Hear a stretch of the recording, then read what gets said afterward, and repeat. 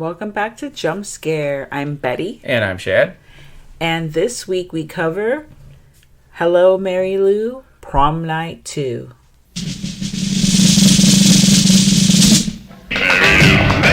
She took the keys to my Cadillac car, jumped in my kitty. Have you seen Mary Lou? She went behind the stage with Cooper. All right, let's hear it for Mary Lou Maloney, the 1957 Hamilton High Prom Queen. Never mind the stupid cape on head, just give me the crown. This year, someone special is coming back to Hamilton High for prom night. Mary Lou Maloney. Mary Lou! She's been dead for 30 years. Now she's going to use Vicky's body to get her crown back. Morning, prom queen. Only nominated, not the winner. Not yet. Mary Lou Maloney has come back. Vicky, Wrong. you came with me. She will enter your body and possess you See you later, alligator. for revenge. Another prom queen hopeful bites the big one. Cracking up?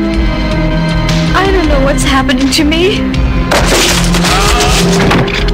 She's dead. Dad, you know something about this, don't you? Sucker. No. See you later, alligator. She took the keys to my Cadillac car. They're playing our song. Jumped in my kitty and she drove. Well, she jumped in my kitty and she... Hello, Mary Lou. Prom Night II. Yeah, Mary Lou. This film came out in 1987.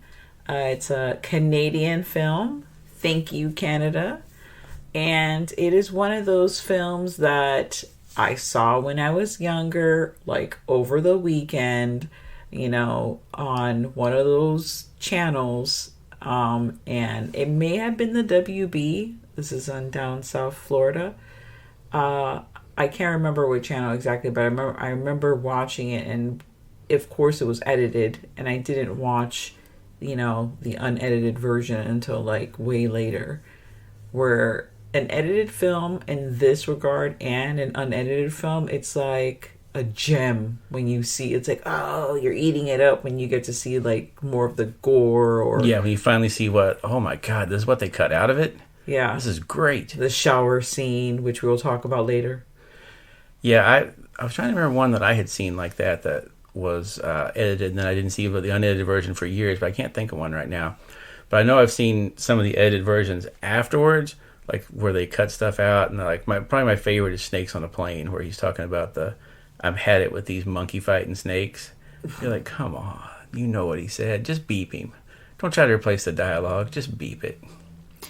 Now, this isn't a straight sequel to Prom Night with Jamie Lee Curtis, but it's actually filmed. Well, it's the same school. Yeah. It's the only connection between the two. It's in Hamilton High, which is the original name for this is the Haunting of Hamilton High. So, which that you could totally see where it was just like, okay, it's a teen movie. It's taking place during Prom season. a dance. Yep. Just like the first one, prom season. And yeah, we're gonna just throw that new name on there and try to ride on the coattails of that film. Oh yeah, they did a good job too. They put it out there. I always love it when they have these ones like that. There's that Stephen King movie, Sometimes They Come Back, and they made a bunch of sequels to it. Like Sometimes They Come Back for More, Sometimes They Come Back Again. That had nothing to do with the original whatsoever. Like, let's just throw that Stephen King name on it. We got it. Let's use it. Yeah, I don't like any of the sequels for that movie. Well, they did it with Lawnmower Man, too. They called it Stephen King's The Lawnmower Man. He had to sue to get his name taken off of it because that movie is nothing like his story. The Lawnmower Man story is about a gnome that comes and mows your grass. It's not about a guy that takes a special serum. You know what? That's going to be the new Disney film. The Lawnmower Man? Yes. Yeah, it's really like it's not a gnome. What do they call the satyrs? Oh, okay. And he literally like bends down and chews the grass in the yard. Yeah, he's like eating the grass to mow it. That's creepy. Yeah, it's really creepy. It'd have been like a great like Tales from the Dark Side or something. Fuck, like I'm terrified right now. I'm like that image is stuck in my You go out head. and see like that shirtless satyr out there just mowing the grass, but he keeps making eye contact with you the whole time. No. Yeah. Stay away, satyr. While I was watching this, and it's not the first time, obviously, I've seen the film, like I stated earlier. I'd seen this film many times. The edited version, the only time I saw it was the first time I saw it. Ever since then, I've seen the full version that we know of. There could be, wouldn't it be wonderful if there was like some uncut? Yeah, they just like, that was like the, wasn't until last year they put out that unrated version of Candyman on Blu-ray that I still haven't seen that. There was apparently an unrated cut that was just sitting there all these years. It was never on video or DVD. Scream Factory found it and was like, well, let's just put this out. So, yeah, I want to see that someday, too. So I always thought that this film was very similar to Nightmare on Elm Street. Because you have... Especially Nightmare on Elm Street 2. Well, yeah. Why do you say Nightmare on Elm Street 2? Because of the whole body thing in the end? Yes. Spoiler alert. No, my thing is like, this is like the revenge of the sins of the father. Like, yeah, there's that. But there's that part of it in, like, with Nightmare 2, like I said, the whole jumping out of the body thing at the end is what made me think of it. Definitely that scene reminds you of that. And in the end, is kind of, I think it's ambiguous, because it's like, is it a dream? Like, Nightmare on Elm Street, was that a dream? Yeah, it's obviously the same kind of creepy ending. You know, and then we'll get to the end of it. But, Mary Lou, she's a fucking bitch. She's a terrible person. She's going to the prom with Michael Ironside, which, wow, this guy they found to play young Michael Ironside, I would check the DNA on that, because he could easily be Michael Ironside's real kid. He went on to play another Michael Ironside younger in another film. Yeah, he did. That's crazy. You know, Michael Ironside just remembered him and was like, hey, we got this guy from the other movie that could probably do it. It's insane how close. It's like that could totally be a young Michael Ironside. I need to see like a picture of him young and this guy side by side to see the true similarity. Yeah, that'd be pretty cool. But this guy now, he probably looks like exactly like Michael Ironside does. Maybe it's one of those like Bubba Hotep things. He's actually replaced Michael Ironside a few years ago and we don't know it. So, not to go too step by step in the film, give too much away. But let's give it all away. But Mary Lou's a bitch. She goes to the prom with Michael Ironside and then immediately goes and starts making out with somebody else at the prom. Which, of course, I mean, he's Michael Ironside. You think he's going to take that shit laying down? No, he is not. No, he doesn't. And let me tell you, she has no shame. She just goes and like... it's like, you know, this is like in the cafeteria of the fucking school. She's like behind the curtains, behind the stage, you know, and they're doing more than kissing. There was some heavy petting going on. They're drinking. Yep, they got a bottle of whiskey. It's a good old time for Mary Lou. The opening of the film, like where she's going to like confess her sins to the priest. Yeah. Oh, that is a great opening. It is a great opening. Yeah, she just goes in and confesses everything she's done to the priest, and it's like, and I loved it. Yeah, it's a great opening to the film, and it just automatically from the beginning tells you this is a fucking terrible person. Yeah, she's not. You can't feel too bad for her. I don't feel bad for her at all. Actually, I don't feel bad for anyone in this movie. I think everyone. I shouldn't say everyone gets their just desserts because it's kind of fucked up, but We're all kind of terrible people. Oh, the girl. There was one person that was actually the saddest death out of all the other. It's the first kill actually. Oh yeah. But yeah, so here you have her, you know, being her terrible self.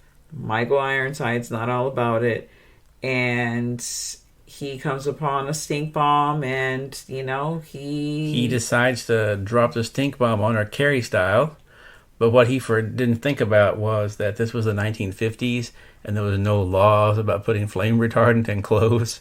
So anything that you touched a match to was going to go up, and you were going to turn to the Human Torch immediately. Yeah, and she's wearing like fucking chiffon, so she's wearing some bullshit fabric. There is no flame retardant, and then those dresses were just, and there's so much of it. You got the crinoline going. Yeah. I mean, it was instantaneous. So she goes up like the Human Torch in a heartbeat. And Michael Ironside, he doesn't even know what the hell to do. He can just sit there and he's yelling for people to help, help, help. And everyone just stands there and watches her burn, including the guy she was making out with, who's like beating on the stage, screaming, no, no, no. No one went for the fire extinguisher. Of course, maybe they didn't have those in the auditoriums back in the 50s. Who knows? They probably don't have that back in the 50s. Especially not in the freaking... You would think in the cafeteria they would definitely have that. But, yeah, so then we see that burn up, and then flash forward to 30 years later. We're back at Hamilton High again in 1987. Yeah, Billy is Michael Ironside's character. Okay. His name is Billy. Michael Ironside. Oh, my goodness. So... What do you think? What's your favorite part of the film? I think my favorite part of it is probably where they do the very interesting chalkboard kill. Or not kill, really. Possession. Yes. Where she gets sucked into the chalkboard. And the chalkboard's clearly a water tank that she's being pulled into. But they pulled it off in a great way where it looks like... I'm sure they just filmed it from above. But it pulled it off where it looks like the room is the chalkboard's just on the wall. She gets pulled into the chalkboard, and when she comes out the other side being Mary Lou's trunk that is still in the theater production class's storeroom for some reason. They stored Mary Lou's things down there. I guess after you die in the 1950s, they were like, well, the theater department can just have her shit. We're done with it. Well, the thing that kind of like... she was wearing the crown, so that shouldn't have been intact. It should have melted. Yeah, it was plastic. And then the scepter gone. The only thing that wasn't on her was the cape, because you told the girl, you bonehead, whatever, give me the crown. So the cape is the only thing that actually survived in the fire. Yeah. And stuff like that, it's like one of those, a lot of the times because they're cheap, they don't actually let you keep that kind of stuff. Yeah. It's just more, you keep the, the sash that we got you. Yeah. And everything else is just going to come with us, We're going to reuse that again next year. Yeah, like how you have to pay for your fucking gown in graduation time. Yeah. Just bullshit. But yeah, so I guess we should mention that Mary Lou starts causing problems again in the 1980s when... The character of Vicky Carpenter, yes, Carpenter, opens up this trunk in the theater department basement and raises up the spirit of Mary Lou. See, now, before she does that, this movie has, if you, really pay attention, there's some minor flaws, but I love the movie. But it has its little things here and there. Before, when she gets into the kind of altercation with the girl, before she heads down to the, whatever you want to call it, the basement theater area, the trunk is it opens and shakes a little bit. It's getting whatever. It's not open, but it moves. It's getting ready. It's it's somebody's coming down. Yeah, it's getting hot, whatever. But the thing is this has been there for 30 years, 23 years or whatever. No, it was 1957. Years. Yeah, it's 57 to 87. That was the date of the movie. Oh, it was 30 years. Well, I thought the movie itself was 1980. No, it was 87. Okay. So, during that time frame, there hasn't been a bajillion people in the fucking theater department or whatever that was going down there. Of course there was. What the fuck? All of a sudden, the only thing, and this is gonna be the crazy, the only thing I thought was, maybe no one as pure and innocent had been down there, which is saying a lot in 30 years. Yeah. So it was just waiting on the right person, waiting on the very special Vicky Carpenter. Yeah, Vicky Carpenter, who has no sense of style. She's very bland. She comes from a very strict religious family, Catholics. She's Carrie. She's Carrie. This is it. She's just Carrie. not quite as severe, but It's yeah. Carrie meets Nightmare on Elm Street. Yeah. Which everyone who's ever talked about this movie has made this comparison because it's so blatant. It's very blatant. But it doesn't ruin the movie, though, for me. I'm not sitting there like, oh, you know. You can do it in a way that you can rip something off and it still be entertaining. Is it a rip-off or is it an homage? Either way, that's just a nice way of saying we ripped it off. Did you ever see the Deadpool movie where he's like, a real director would have the courage to shoot something original instead of ripping off old movies? He goes, they're not rip-offs, they're homages. He's like, call it what you want, it's a rip-off. So... homage. So Carrie, a.k.a. Vicky Carpenter. Vicky Carpenter, in case you didn't get her. Can we just call her VC, which is going to make me think about VC Andrews, but can we call her VC? VC, sure. But in case you didn't notice, yes, she is named after John Carpenter. There's also a Kelly Henenlotter. What was the other one? There's a Browning. There's like 7 or 9. There's 9 different names. Homages. One of the teachers homages. one of the teachers Tributes. is Mr. Romero. There's a Mr. Romero. There's a Mr. Craven, I think. Yeah, all of them are named after horror directors. They're all in there, and I have to say that she is just ready to be possessed. She just looks like repossessed. Like, yeah, she has that look that's like, well, there's nothing going on in here, so the demons might as well move in. That's why what's her face? Mary Lou was like, yes, bitch. I'm about to take over this fucking body. Which, that's one of my favorite. Mary Lou has some taglines besides the see you later alligator, which she says like 20 times in the film. Every time she leaves. Actually. Yeah, that's her official way to leave the room. It's just see you later, alligator. Yeah. They put that dramatic pause in there because that's acting. Is it acting or Canadian acting? It's Canadian acting. Love Canadian acting. Love Canada. Love they Canada. were pretty good. Not one person said a boot in this whole movie. Oh. It's one of those where another movie we're going to talk about, Slumber Party Massacre. It's one of those where you just don't notice it until you're like really, really try to and it just comes out here and there very subtly. Well, there's a scene in this where she's offering to bribe one of the characters, and I was like, what is this money she's holding up? Is it money? Oh no, it's Canadian money. So I was like, well, if that's a $100 bill, that's a strange $100 bill even for the 1980s. It's like, no, that's a Canadian $100 bill.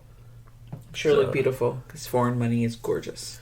Yeah, it would look nice, but it would look too nice to be American money. There's no artistic vision in our money. It's just like... It's green. It's green. Slap the shit on some paper. Has an old white man on it. Boom. The end. The end, yeah. But, so, yeah, Mary Lou comes back out and starts slowly kind of... At first, she doesn't jump right into Vicky's body. She starts messing with all the other people.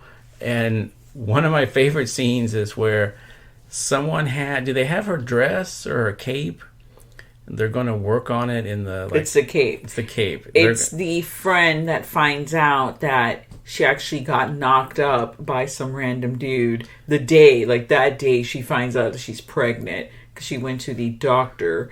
And, no, it was actually the next day. And she has the cape and also the crown. Yeah. And she's a clothing a stylist, she wants to be a designer, and she's like plucking off, like trying to rip off the little gems, which are crystal, off the crown, and that was a bad idea. Mary Lou didn't like that shit.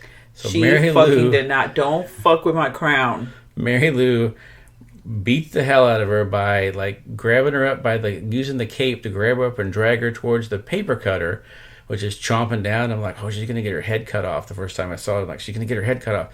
Nope, passed that by. I guess that cost too much money.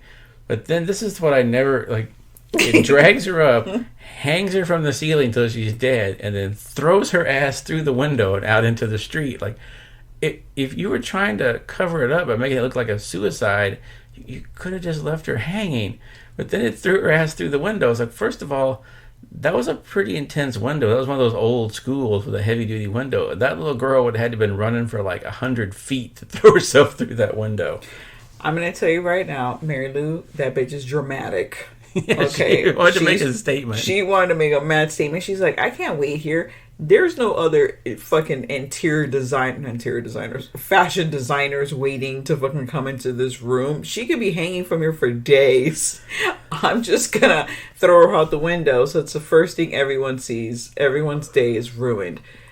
But also crazy, school did not get canceled that day. Everyone had to go to school after the long death of a pregnant, unwed teen. Hey, you gotta have the asses in seats, state money every day. Maybe that's why they were like, oh, well, it's not that much of a loss because she was a teen, she was pregnant. They were like, oh, she just lost her whole future. She was gonna drop out anyhow. We're not gonna probably stop school for that. No, we'll just move on with our lives. I mean, in fucking Scream, they stopped school for fucking Casey Becker. Like, this was the 80s. Nobody gave a fuck about kids in the 80s. I mean, it was like... It was pretty much like you see and hear people talk about. Oh, you fell out of the back of the truck. Well, just go pick his ass up. This is what we have not discussed. What the fuck is going on in Hamilton High that just attracts crazy, creepy, serial, like fucking slasher bullshit? It just has like bad luck. The school must be like on some fucking ancient burial ground. Yeah, I mean, it's an Indian burial ground, or there's a hellmouth under it, something. Like one of the founders of it was a fucking Mason that made a deal with the devil somehow, and now they're all having to be punished for it. There's some bad shit that happens there. Someone should make another movie and have it set in that school. That'd be fun. Yeah, that's like right out of like R.L. Stine, fucking Fear Street. What I don't understand is why, like, Prom Night 1, 2, and 4 are available everywhere, but you can't find Prom Night 3 anywhere. Which is also by the same guy that did this one, isn't it? Yeah. And I remember when we watched Joe Bob, he just said, this movie, Prom Night, Hello Mary Lou, Prom Night 2, it's a classic of horror. Prom Night 3, that's a movie that exists. That's what he said, yes. Just went on with his life. So, as much as he loves this one, apparently number 3 was not good. But I can't imagine that the 4th one's that much better. There's not a lot of horror movies where the sequels are good, like consistently, like all of them. I would say that the first that came to mind was Child's Play. The second one of that's good. Yeah, I've liked... The only one on Child's Play I didn't like is The Bride of Chucky. Yeah, but all the other ones, especially the latter ones, are pretty decent, considering they're, like, way in the numbers. Yeah, I didn't like the two, like, the more comedic Chuckies, the, like, what was it, 4 and 5, where they were, like Bride and Seed of Chucky. Yeah, I don't like those. Yeah, those got a little crazy and a little too meta, you know. But it was the 90s, but they're very 90s. No, those were in 2000s. The last one was the Seed of Chucky. No. Like oh, okay, but I'm talking about the Bride of Chucky. It was like 98, 99? 98, 99, yeah.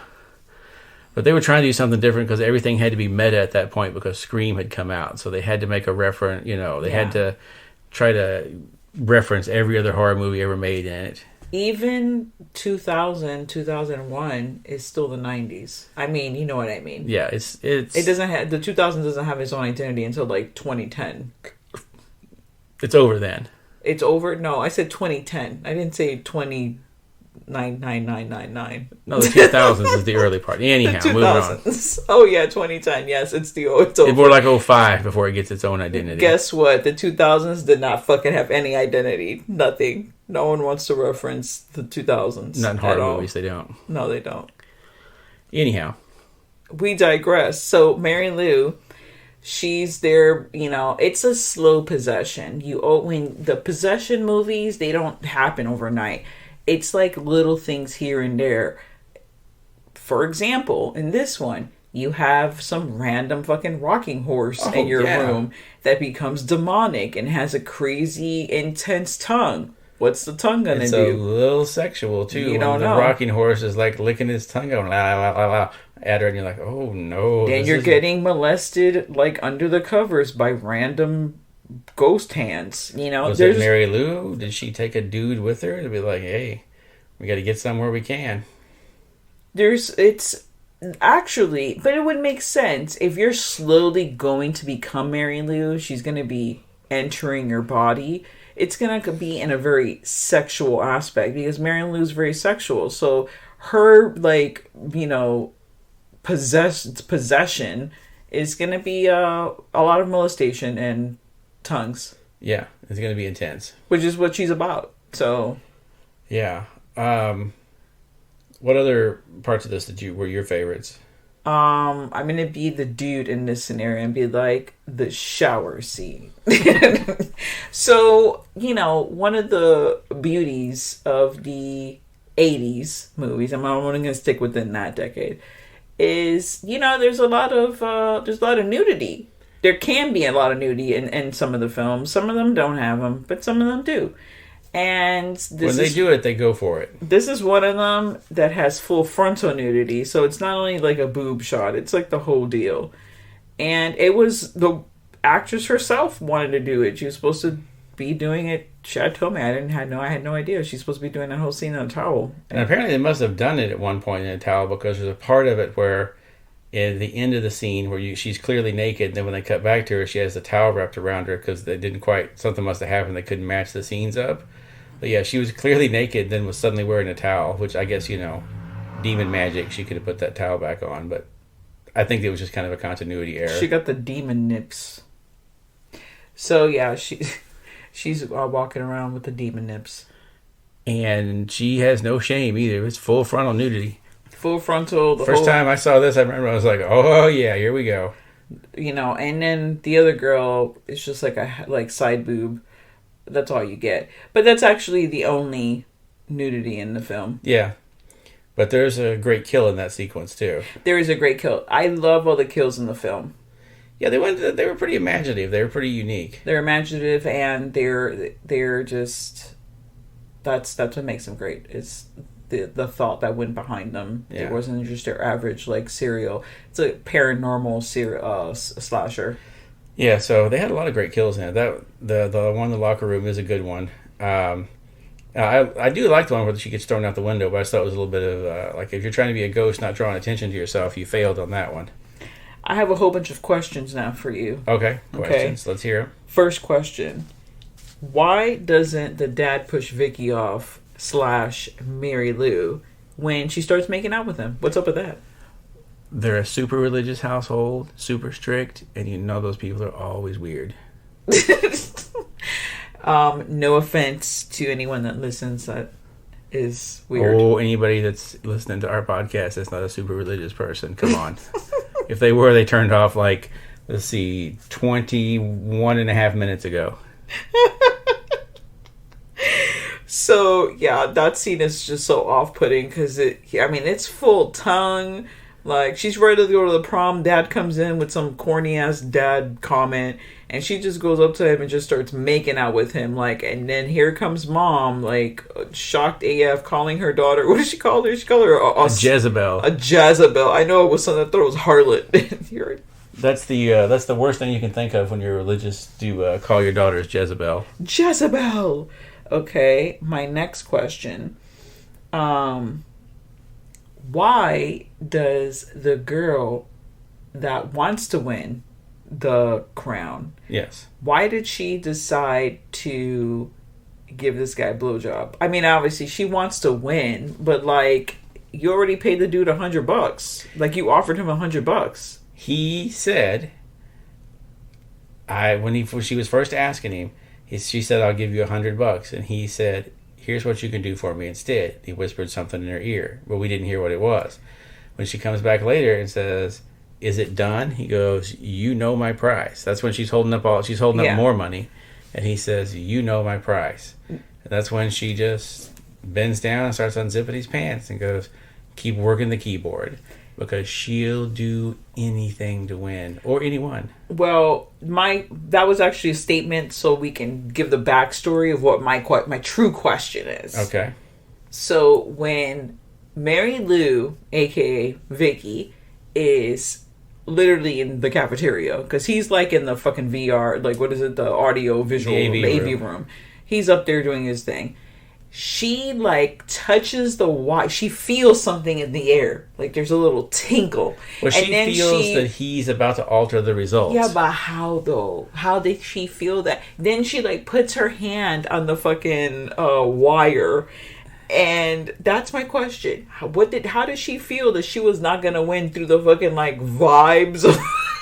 Maybe she's a little. Was it the semen that came out? She smelled semen, and therefore she was like, "This smells like nerd semen." That's not a thing. Someone's trying to fuck with being the prom queen.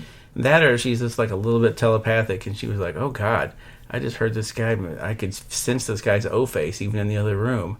And then it was like, wait, why would he be this happy? Oh shit, he's fixing the computers. Which I love how this is the 1980s. I went to school in the 80s. There was no computers that were holding on to prom results. It was literally just passing a form around. Everybody sign which one you wanted, and then we'll tally them up.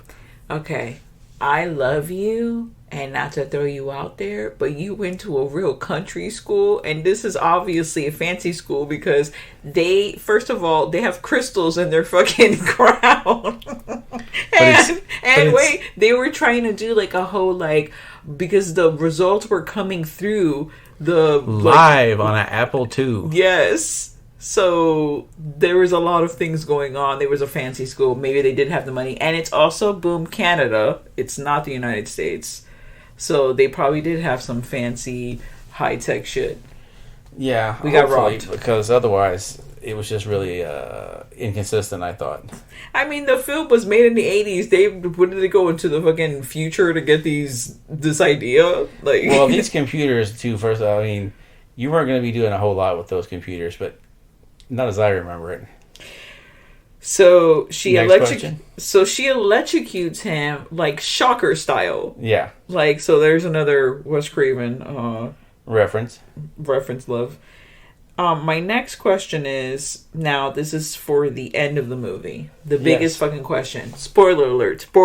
If you don't want to know the somewhat ending of the film, please skip to the ending of this podcast and go to the next podcast. So here comes Mary Lou, Vicky, aka Vicky. She's won the crown, right? Because of course she was gonna win. She's not fucking around. She's getting this fucking crown. She has her whole life ahead of her. You know, she's gonna go be an actress, whatever the fuck Mary Lou wanted to do. And she's coming up for it. She gets the crown, and then boom, she gets shot. Okay. Michael Ironside, like Lee Harvey Oswald, shoots her from the rafters. He shoots her. She falls, obviously. She got shot in the stomach, okay? This woman all of a sudden starts convulsing. And then here comes Mary Lou, all burned up and fucked up, out of her body, like you had mentioned earlier. Yeah. Nightmare on Elm Street 2 style. What? Then they're separate now. So now you have Vicky laying on the floor. Who's laying there like a bearskin rug. Like her body's all deflated, but the head is normal. And then now you have Mary Lou, she regenerates from a burn victim back to normal. She's normal. And now Vicky is like awake and like alive. Like... And Mary Lou's doing her thing. Like, how? How did she come back to life? Okay. Well, no, Vicky didn't come back right away. Vicky, after... What was they... when they finally get rid of Mary Lou, he goes back down to the trunk and pulls Vicky out of the magic trunk. Yes. What? Still, that did not answer my fucking question. There is no answer to it. Nobody knows. She was there on the stage, and now she's covered in goo, like she went through like birth, and she's reborn and all yucky out of a fucking trunk, which they do show kind of like an underworld several times in the film. Yeah. So there's like kind of like a high school purgatory thing going on, because that's where Mary Lou's spirit was roaming the halls, because there were other people there too. The biker guy was there, the one that kind of like she runs into, and he's like saying, "Oh, Mary Lou," because he's obsessed. Yeah. So there's a whole other like underworld. So I guess she was like really changed. It's in one of these things where like she was the ghost and took her over, but the girl's body was stuck in like the limbo. There's so many questions. There was a lot of questions there. I mean, you had the whole scene where the one priest that was, you know, the guy she made out with back in the 50s became a priest, and then he digs her up later only to be murdered by her and then pulled into the grave and buried with her. I don't know. It was very... Somehow he got buried there, but in the end, her grave explodes.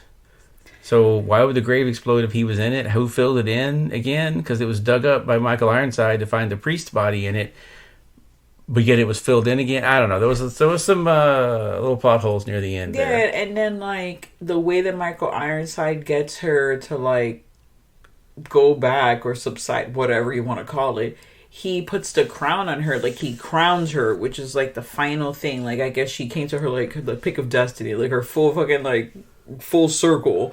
Yeah. She gets the thing, and then like in her fantasy, she's dancing around the crown with Michael Ironside. Come on. It was young Michael Ironside. Yeah, young Michael Ironside who she dumped earlier. She dumped and decided to fuck the fucking priest. Well, he's not a priest yet, but the other guy, Buddy, whatever the fuck his name was. You know, she was looking too happy dancing on Michael Ironside. So this fantasy was kind of strange. It was kind of strange, didn't match up, and was a complete, I think, another kind of like dream sequence thing because it doesn't match with the end. Yeah. Now Michael Ironside is Mary Lou's in Michael Ironside's body. The dad never came back. So was it the dad's fantasy that we were in? So you thought that it was Mary Lou getting her crown that like put her back to whatever, but she actually possessed Michael Ironside. Michael Ironside's like spirit is like in the other place, and that's why he's happy. Yeah. Because he's always been in love with her, and that, you know, she treated him like shit. She even said like she was with him for the money and, you know, whatever, because he was popular, but she wasn't really into him. So what we saw was the opposite. And then in the end, Mary Lou, they go off and ride off to hell, and yeah, they're gonna she has a license plate like on the somehow. Car. So what I want to know is was that Michael Ironside's license plate all the time? Was Mary Lou too? Or was that just them being like, hey, wink, wink, that's the name of the movie? Or did she, when she took over Michael Ironside's body, did she change the plate on the car with her, like, prom magic powers? Yeah, who the fuck knows? I don't know. So many questions that will never be answered. No. But still a watchable movie. I mean, it's still fun. It's still fun to watch. I give it 2.5 stars. 2.5 knives. Really, it's been 2 years. You still do it every time. 2.5 knives. All right, I'm going to go with 2.5 knives, too.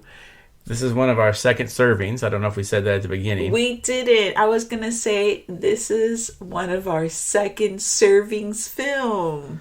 And we're going to put this one out during prom season, just because right now everybody's locked up during prom. So let's go ahead and give you a little treat. Yeah, give you a little treat for prom, and then you can revisit other prom movies. You can watch Prom Night, the original. I want to say the original, but the first movie in this, the real movie. Do not watch the remake. Do not watch the remake at all, please, or Prom 3 Beyond, Prom Night 3 Beyond. Yeah, just watch the original Prom Night, and then just watch this one and end it right there. There's no more. Thanks so much for listening, guys. We have some special things coming up during the summer, the upcoming summer, which I feel like is around the corner, even though the year just started, but it's also feels like the longest year ever. It's a weird year. Yeah, this is one of those, I've seen a lot of those quarantine day memes going around about Groundhog Day. It's the same thing every day. Yes, that's exactly how it feels. And stay tuned to the horror. And now, folks, it's time to say goodnight. We sincerely appreciate your patronage and hope we've succeeded in bringing you an enjoyable evening of entertainment. Please drive home carefully and come back again soon. Good night.